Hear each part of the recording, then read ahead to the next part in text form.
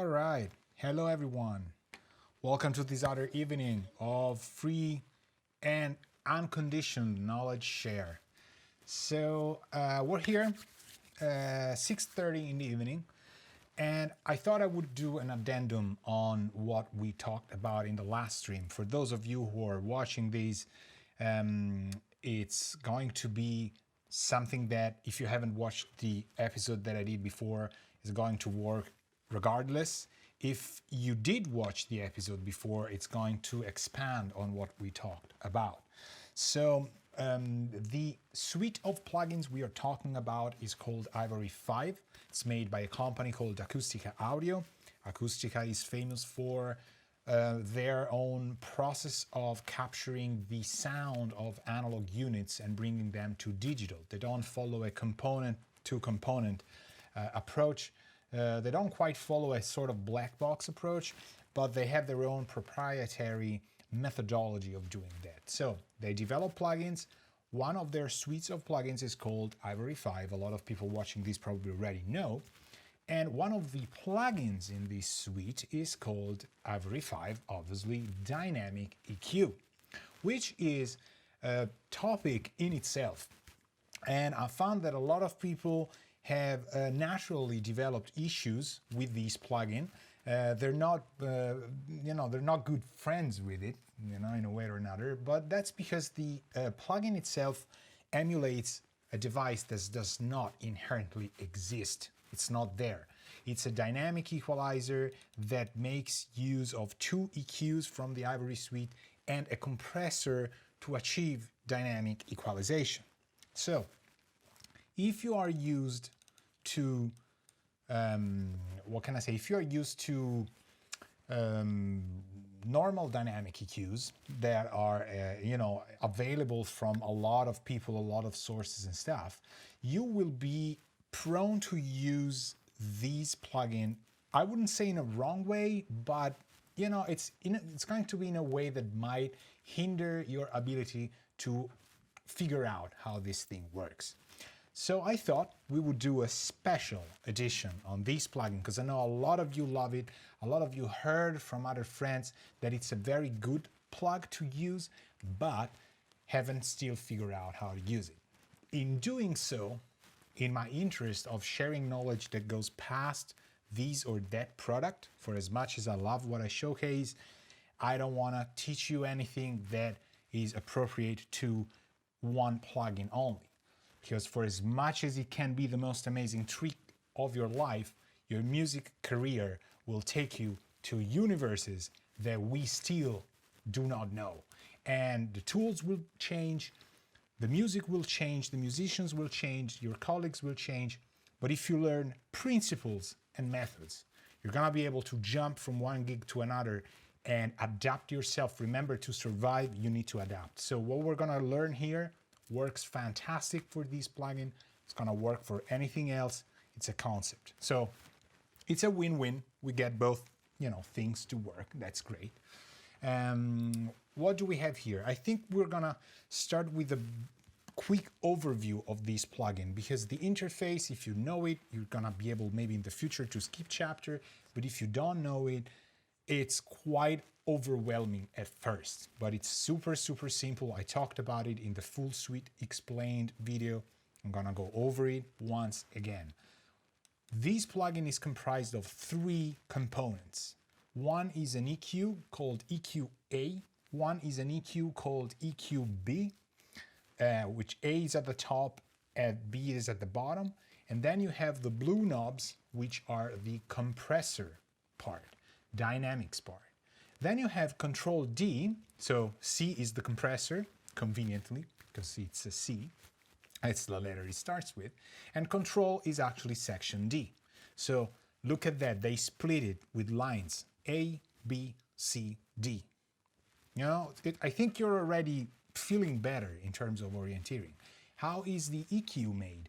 The EQ is modeled after their EQ from IVORY5, which I'm at liberty to say looks to me and kind of sounds to me as if it's inspired from the Mazalek MEA2, right? Which is their equalizer. So you have 4 bands. These 4 bands can be shelves or bells. you have a dB per octave setting where you can go from wider to narrower. You can turn the bands on and off, and you have frequencies, obviously. You have lows, low mids, high mids, and highs. Now this is copied exactly on EQ-B. The difference between EQ-A and EQ-B is that EQ-A gets applied to your track. EQ-B is modifying the audio signal that goes to the compressor. We're never gonna hear it, ever. But the compressor is gonna hear it. So we can EQ what the compressor hears in order to facilitate or hinder some features in the frequency spectrum of the signal that goes to it, to make the compressor overreact or underreact. Think about it like if you're talking to somebody and you know how to get your message across. You know, maybe you want to upset them, you know, it's your whatever, it's an action movie and you are trying to get whatever, the bad guy to talk and admit he's done bad things. You have to pull the right strings on the guy, and that's what the EQ-B does. You can use it to pump some of the areas where you want to tickle the compressor from. It's a great metaphor.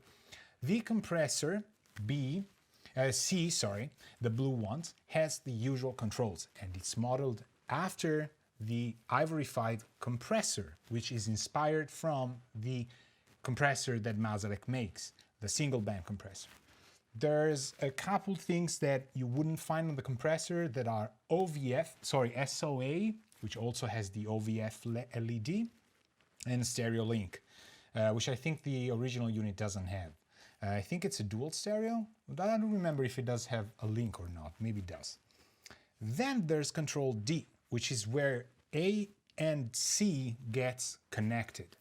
So Control D has a yellow button, which is called Dynamic EQ, and this is what you must engage if you want this whole process to become dynamic. Here's how it works. Every time the compressor compresses, you get gain reduction, right? So per each dB or quantity of gain reduction, you're going to get an EQ shape that resembles what you put on EQ-A. So once you set it to dynamic EQ, your EQ isn't gonna be exactly what you put on A. It's gonna start back to flat, and it's gonna be fully represented by what you selected only when you have an amount of gain reduction that is equal to range. Sort of. To me, it doesn't always sound like that, but let's stick to the rule. This is it. If you set your range to -5, you will get the figure that you see on EQ-A once you reach gain reduction 5. If you get 2.5, you're gonna have values in dB that are gonna be half, sort of, what you dialed. The frequencies are gonna stay the same. The cues are probably gonna stay the same. I don't know if they're gonna go analog a little bit. These I don't know, but the dB value for sure is going to be that number we see on the interface only when range equals gain reduction. And gain reduction is expressed by that blue line of LEDs that is right under the mammoth, right, symbol. So there's a couple of things I haven't said. You have a clipper here at the bottom, if you want to engage a clipper, and you have external side chain. Very important, because then you can feed this EQ with another track, which is what we're gonna do now, at least on my fully developed example, and you can use that track to get compression, the amount of which will determine the EQ on your main track. So, for example, you can put an external sidechain to maybe a bass track, and whenever the bass plays, maybe the low strings get EQ'd in a way that they let the bass pass. Or you can use a sidechain on a kick drum and let the kick drum determine the amount of compression that the compressor creates, and that compression sets the EQ on a bass bus, for example, so that whenever the drummer hits the kick, your bass is getting EQ'd in a way that maybe makes room for the kick itself. Now, is this very surgical? No. Is this a bad thing? Yes and no. It depends. It depends. There are very surgical, super clean, user interface driven plugins that can get in and out so fast that you can carve the space of a transient within one track and have it go. But that's another thing. It can be a good thing to have. There's no one tool that does everything. I don't like, Swiss Army knives for everything. You need specialized tools. This one, because of the compressor and the carves in the EQ, is fantastic for getting a musicality out of your sidechain. Because if you're not into a lot of electronic genres, sidechains usually are very artificial and very easy to overdo. This one's kind of cool. So I have a preset that I've saved that's called Alberto's Guitars Vocals Shaper. We're gonna keep it, but we're gonna go to a default now. And this song is a rock tune that I've co-produced actually, and that was mastered then by Metropolis Mastering. I haven't mastered this, but I thought I would bring in the tracks and we would just use these as a guinea pig without hurting the guinea pig, obviously, to understand how this works. So I've put this plug on the guitar bus, and I wanna let you hear something. We're gonna play the song in the chorus, and I'm gonna pull up this EQ, which is the normal Studio One EQ, and as you can see, I'm bumping 3.30K. So why is that? Let's hear the guitars against the lead vocals, all right, in the chorus, without and then with.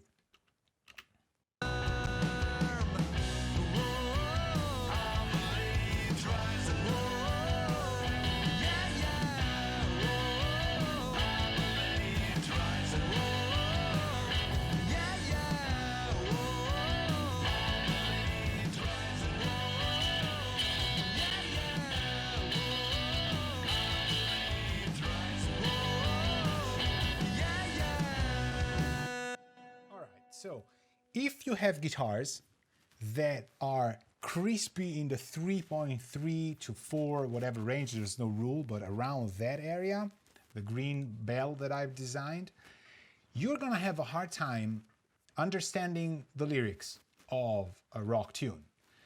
Because the guitars are kind of heavy, it's a chorus, they're playing, their asses off. And the singer is singing, usually, if it's a chorus, but there's also songs without singing lyrics, but, there should be. Maybe in a chorus, it's kind of normal to have them. So the lead singer is singing probably something that is the hook, that is the whole message of the song. And in this scenario, which I think a lot of you, I certainly have been in, you have guitars that work, but they kind of hide your singer. So if you pull them down in volume, the singer's kind of alone, and there's no keyboards, there's nothing in harmony that creates a wall in which the singer can sing a little bit, right? I don't know if you're familiar with that Homer GIF, that animation, that episode in which he just slowly goes into the bushes, right?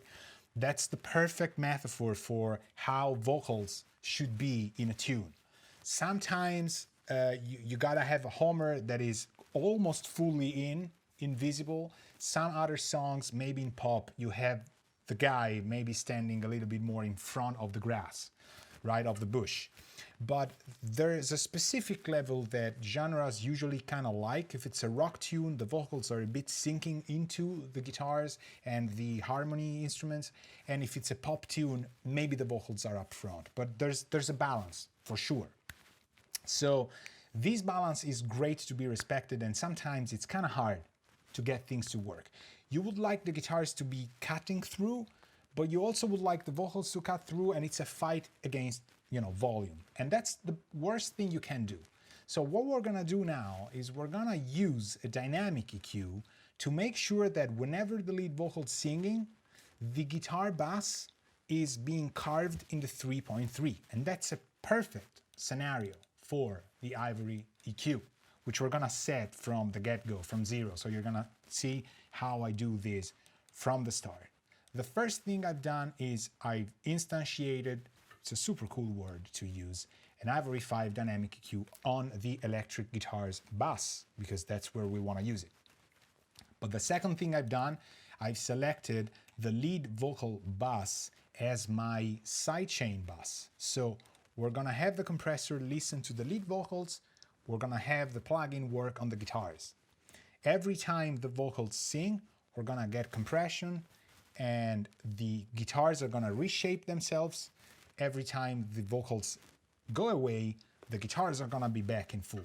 And if you think about it, it makes a lot of sense, because the moment you lose your lead vocals, you lose so much detail in the highs that in a rock band, who's the best, ensemble to fill them back up? It's the electric guitars. Makes perfect sense. If you have keyboards, maybe it's also keyboards, depending on what the keyboard player is playing. But sometimes you're gonna automate stuff so much for no reason. Something like this is gonna work perfectly. So first and foremost, I would not engage anything dynamic. I would just try and find the spot that hides my vocals. I'm gonna play the chorus again, and we're gonna listen to my frequency fiddling in which I'm completely hiding the lead vocals. Like, I wanna find where the guitars make the vocals incredibly tough to be understood, right?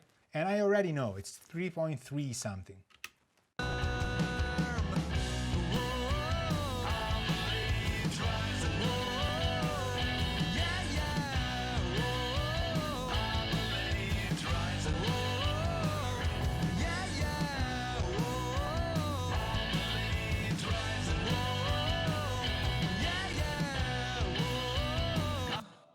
It is, obviously, this is kind of a gentle EQ, so it has this musicality that kind of, makes things not that horrible. With the Pro EQ, we were like super clinical and saying like, make it worse.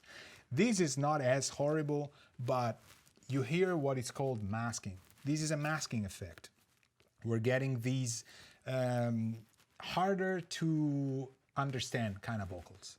So it would be awesome if we could kind of, carve a nice sort of bed for the vocals to stay in without, doing much. So what I would do is I would carve this. Now we know it's 3.3, right? So we already set the sidechain. We have to turn it on.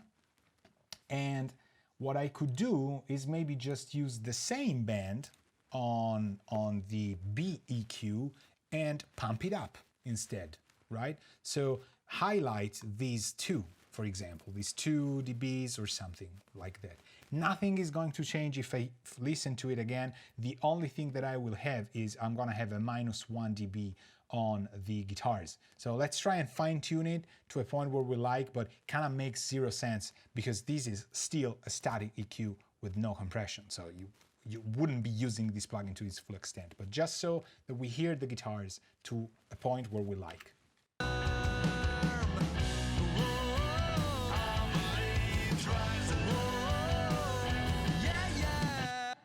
Already know that 1.8, whatever, I don't even know what number that is, it's almost 2, it's fine. Now, what I like to do usually is have kind of a mid EQ to counteract my action. So 1.5 is great, I already know that, to beef the guitars up in a point where the vocals aren't that prominent. They are, but we gotta create some energy compensation for the 3.3 that we're carving, because otherwise it's kind of weak. I kind of like the guitars where they were. But what if we pump the 1.5 back in? It's gonna be a bit of a grungier guitar, but maybe kind of helps soften that dip that we did without hurting the vocal. So let's try this.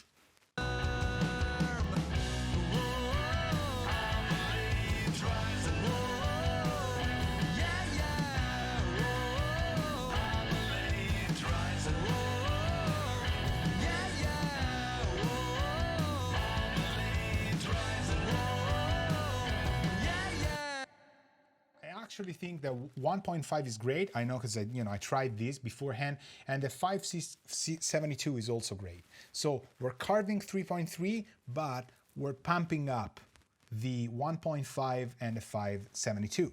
And this is actually creating kind of an interacting thing if we think about it, but not yet.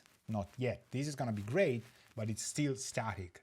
So sometimes it works, but I know that there's parts where the guitars are not playing, and I would kind of like the guitars to be as they were. So in this example, you know, we figured out that it works, but we actually are probably gonna benefit from it. So step 3, whatever, I lost count. Next step, turn compressor on. Roger that, compressor is on. All right, now what do? We have attack, release, SH mod, mix, ratio, T-hold, and output. Most of these, don't freak out, you already know. Attack is attack, release is release, mix is dry wet, whatever. We're gonna lose this control once we engage dynamic EQ. Ratio is ratio, stereo link is stereo link, and T-hold is threshold, and output is output. The only thing that people freak out on is SOA. SOA is a way to push the signal towards the threshold. So the threshold pushes down, the lower you go, this SOA pushes up, the more you go. And it's a way to kind of help the compressor, I wouldn't say behave linearly as much, but kind of get help. And when you have weaker signals, kind of also saturates the attack release behavior because it's no longer as it is on 0. So if we're not compressing enough, I'm going to try and use it. If we are not compressing enough and then I like how SOA sounds, that's fine.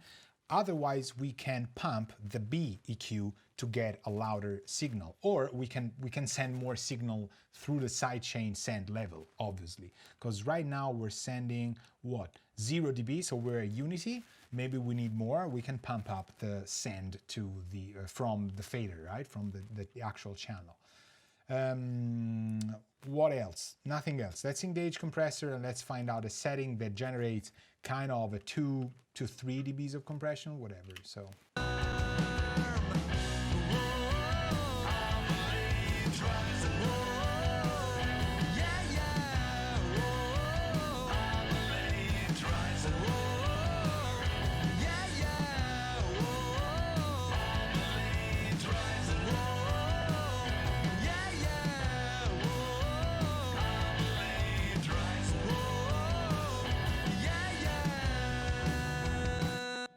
You can hear that the guitars go down in volume because of the compressor, and they're not they're coming back up whenever the singer stops singing. Horrible. We don't like it. We're much better professionals than expected. What I would do is I would probably pump this, keeping it at 1.5. So I'm gonna use a high shelf to create +8 to get the vocals to be very sharp on the highs, just so that the compressor gets a bit more influence. And let's try and get these SOA as low as we can. My personal opinion, I think it sounds better.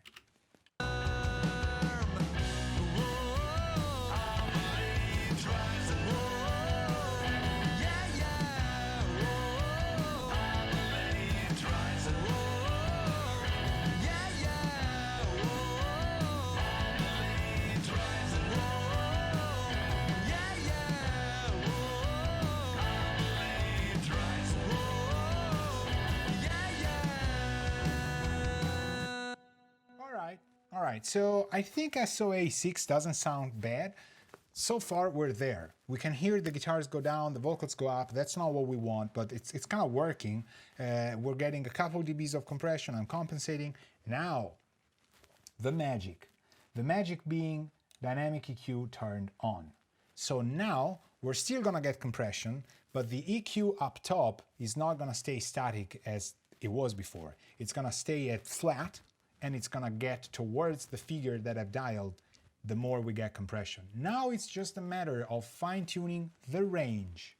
If we go to 0, you're gonna have that figure of, you know, +2 at 572, plus whatever, -2 at 3.3, and +3 at 1.5. It's gonna be always there. So you're defying dynamic equalization. So don't go there. I think 5 is kind of cool. I don't know, let's try it. If we go to -24, it would take 24 dBs of gain reduction to get to those dB increments or decrements that I've dialed in. So that's quite a lot, but could work. I mean, let's try and see where we can kind of enjoy this change in shape.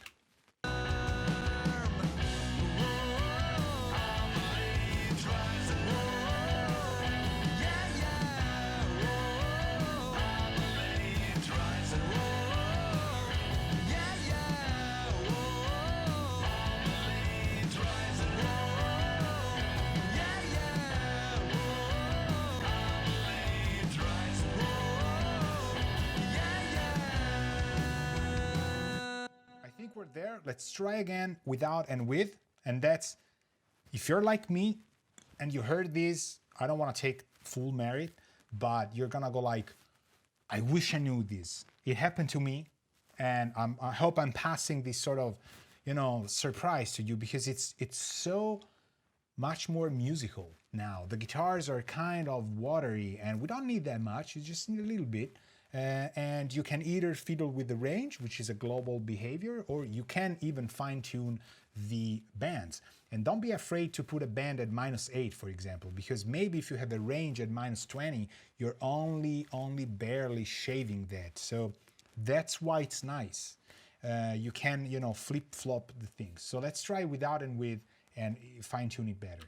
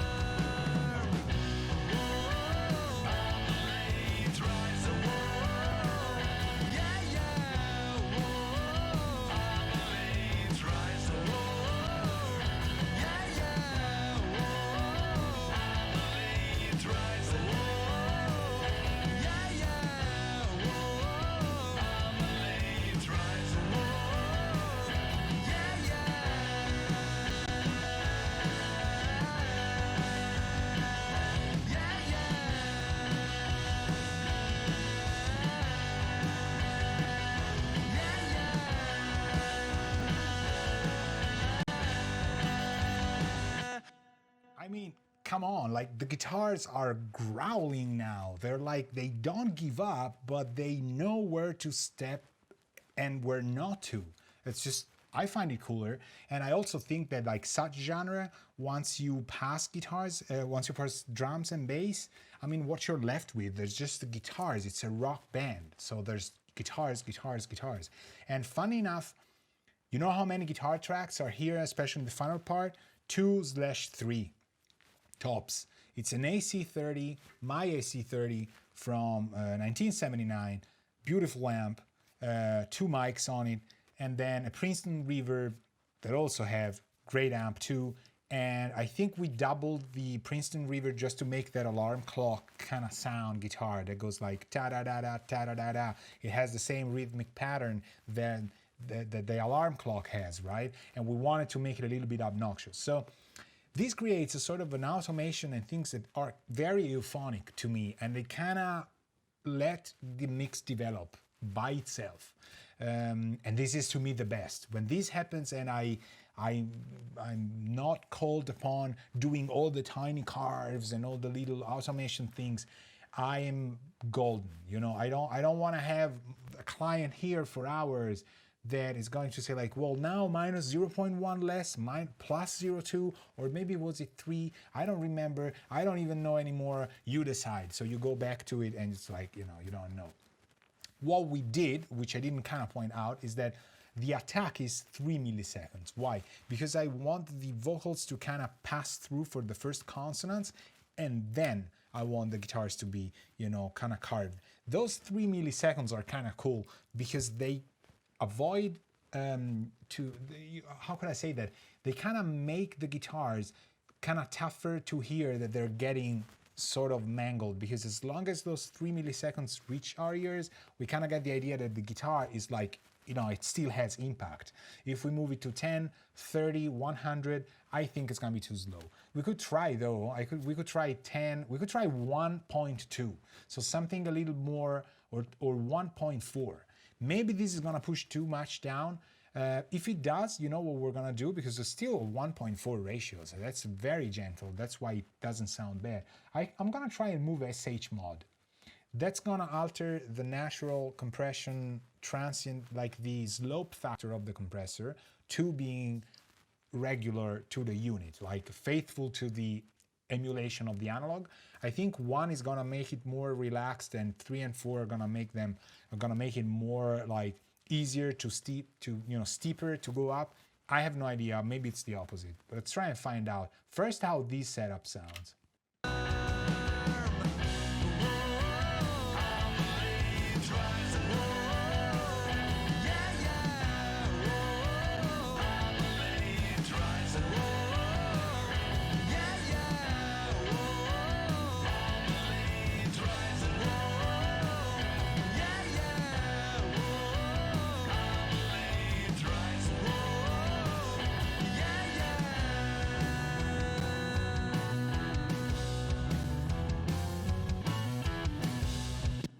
Nice. I think it still sounds cool. Furthermore, what could we do? We could disengage stereo link completely and have the guitars kind of cut differently. I don't know. Maybe it's gonna work.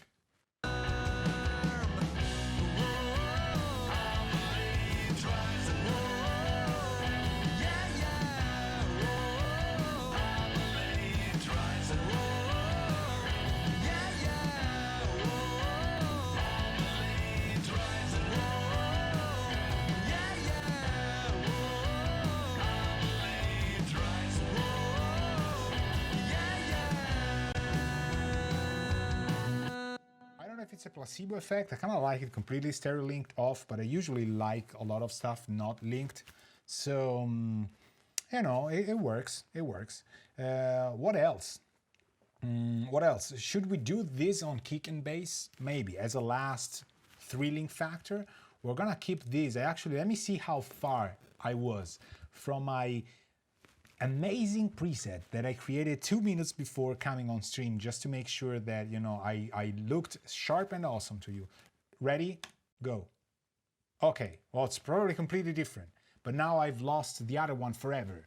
So I have no idea how this is gonna work. But I had the stereo link to 10, so that already tells us. What did I get? 3, 1. It's kind of cool. All right, I kind of got it and not. So let's hear it, just you know, out of curiosity. I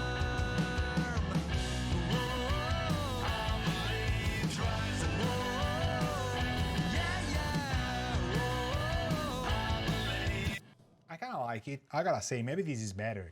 What it's doing more like the range is shorter, so it's getting there to what I dialed in faster. But if you notice, the values in dBs are lower. So the two things kind of compensate. The dB boost and cut are not as, you know, strong as before, but then again, the range is half. So it's sort of there, you know. I'll let you decide, you know, which one you like best. Because of this not too fast behavior of the compressor, I don't know how this is gonna work on kick and bass. Truthfully, like really no idea. But, you know, we could try this. So I have a bus called All Kicks, and I have, I hope, yes, bus is called All bass. So I'm gonna do this, you know, from the shapes of everything. And there's a lot of outboard. Is there outboard here? No, there's a lot of plugins. This one was done entirely in the box. What you're hearing is from one of the past streams that I've done. So where we go again, side chain, engage, Picard style, go here. What do we want? We want all kick to be our key. We want to engage sidechain. We want to try and see, so make sure that then the sidechain is engaged. Here it is. That's fantastic. And now we're acting on that. So I would kind of rather listen to just maybe guitars and bass. Sorry, bass and drums. And I'm gonna do it very professionally like this. You see there's a lot of pink, sand, beautiful. All right, do we have bass and drums now?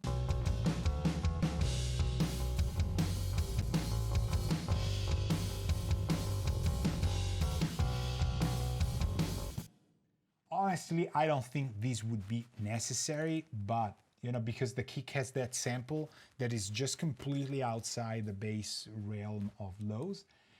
But who knows? Who knows? Maybe we could boost the bass when the kick is playing. Who knows? So first thing, let's find out a setting that actually no, I want to do it differently now. First off, let's kind of boost the signal just a tiny little bit on the 60 hertz, just so we have a healthy signal. Let's start off by compressing right away. Let me see if I can see the kick being compressed.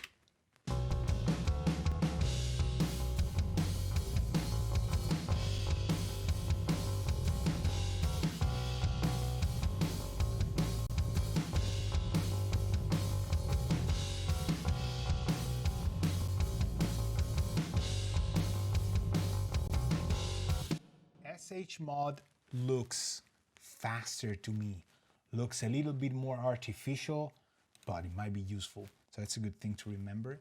And now that we have dynamic compression, let's set a range, because there's no rule, you gotta start somewhere. So keep something fixed and move the other thing. Don't move two things at the same time, because you're gonna fall in the middle. Never do it. So we're gonna keep range 5, and we're gonna try and make, we know we're getting 1.5, maybe 2 dBs of compression. So 5 is healthy, it's still gonna move stuff. But I would like a bit more fingers, for example, on the bass here. If I had to criticize my own self. So I think 9 is kind of fine. I'm learning a little bit of the cues around here and these kind of plugin. And let's try and see.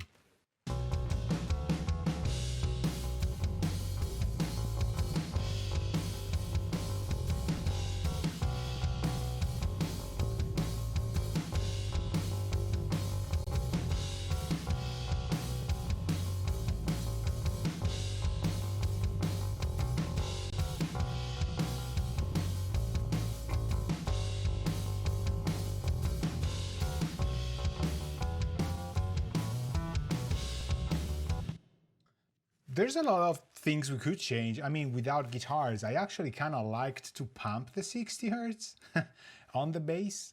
That's kind of weird, but it kind of works because the bass could be a bit beefier, right? What happens is that maybe the attack isn't that right. I still don't know, but let's see this. So we're pumping this thing. We're kind of like it where it is. Maybe we should kind of compensate.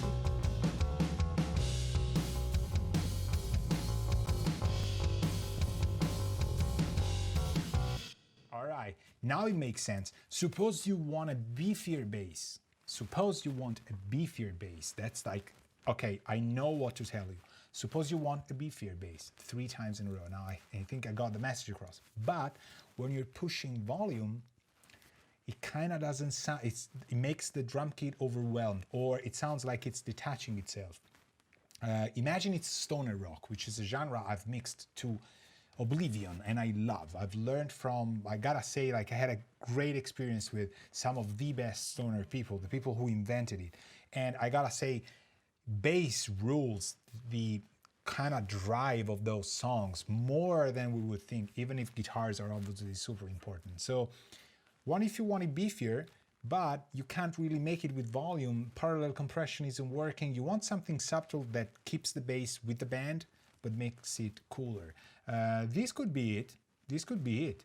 It's kind of fast now, and I want to dial in some maybe 2K.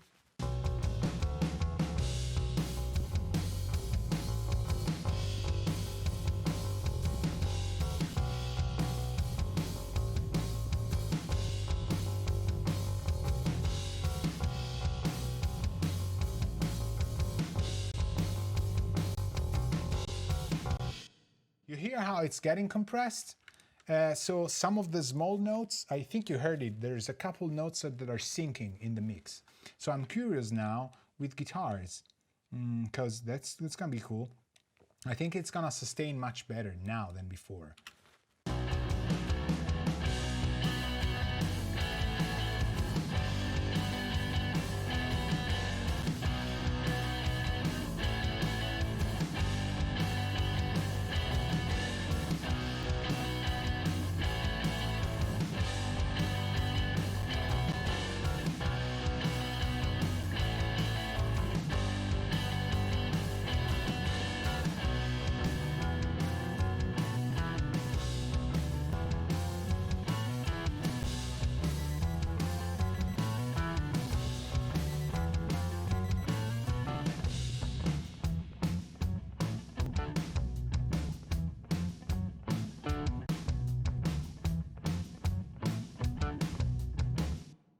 So now the bass player is accenting notes when the kick plays, because we cranked the 1.4, we cranked the shelf on 1.5. There's not a lot of highs, so it's kind of healthy to do it anyway.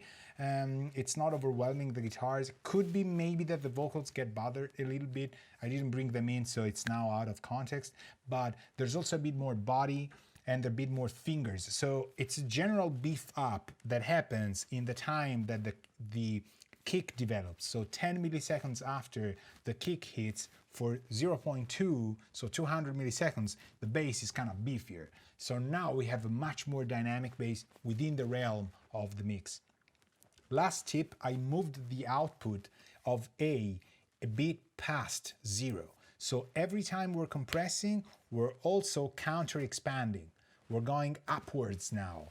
And this is a sort of, I know a lot of you people use the Waves MV2 for kind of pushing things upwards, and Earth is probably gonna be completely different. The aliens are gonna be here, and they're gonna take a look at Waves and go like, oh, the MV2. We used that one on our home planet as well, you know, before the wars started, obviously. You know, because it's everywhere. There's no way around that. But this is kind of a cooler behavior within a more musical, less algorithmic kind of stuff. I don't know. So you could have both. In no way, you know, I want the two plugins to step on each other's toes because they're different, but that could be it. So we're getting a little bit of a boost every time the kick plays, the bass goes up, and it's also beefier. So I think it's making the groove move a lot more. Like, I would honestly keep this before having the band listen to it without even tell them. Like, you know, it's now part of the song. It's just how the song moves. Without, it's still cool.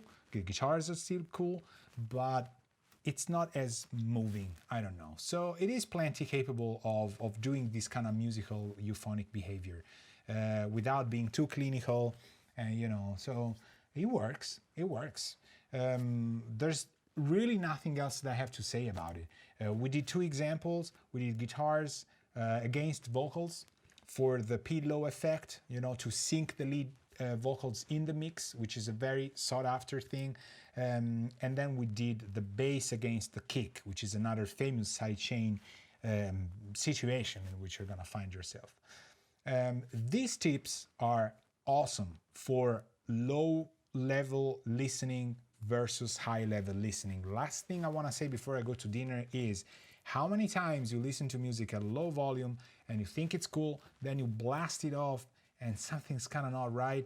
Then some other times you'll find yourself having mixed so much at a high, you know, very high loud volume, and then you bring it down and it's like the vocals completely detached, the guitars are too low, there's too much kick, and so on and so forth. Things like these are insane for reducing the difference that is technical. It's inherent. You're always going to have it. I would probably lean towards having a mix that sounds good at low volume, because when you go up, the speakers are going nuts, and depending on which system the listener is gonna have, all bets are kind of off. So I would, unless it's a club mix or something where you know it's gonna be extremely loud, you can't trust the devices out there, and that's also why mastering is so important, and so on and so forth. But I find that at a mixing stage, when the band is sitting next to me and we're talking about these stuff, we usually go low volume and up, because people like, is it loud enough? Is it, the vocals, are there okay? What do you think? Could we try 0.2 more? And it gets very technical if you don't have this sort of automatic P-lows that flow like water. This is a Bruce Lee thing, people. This is be like water, you know? Be water, my friend. This is it, you know, be water. You know, because it kind of adapts to the incoming signal in a way. Like, so in the other video I did, we talked about using this on the same track that it's listening to. No external sidechain. And it worked great, because in my soundtrack, when the chorus hits and the heavy percussions come and create this mid strength, we made it go, watch that stream because it's great. We made it expand on the mid frequencies for the side channel. That worked great in that scenario. This one's a little bit more down to earth, like, you know, rock band scenario. It's gonna happen to all of you. Probably it's already happened a lot. And it's nice, because you have these two situations that are very common, and I think they might give you ideas to step, you know, farther in your mixing, whatever. Then again, they might not work, you know, you might not need this tool or whatever, but it's right, it's the principle. So again, as usual, thank you very much for staying with me in these pre-dinner, sort of like a tea live stream. And we're gonna see each other soon. Everything is fine. Thank you very much for all the support to my music. As you've seen here, you're seeing on stream, Future in the Past is my latest soundtrack. You people know probably that I am recovering from surgery. Everything is fine, and a lot of you kind of went there and are supporting my music. I really appreciate that. But I am fine. Don't worry, I'm doing fine, and it's all good. So yes, please go listen to my music. It's a video game soundtrack. There's other stuff that's coming soon that I can't talk about. And we're gonna see each other soon in some other streams on whatever forums. I'm not usually on forums, so if you wanna hit me up for a question or whatever, I think you know where to find me. So I won't even say, because you people know how to find me. So whatever, right? Have a great evening. We're heading to the weekend. Ciao.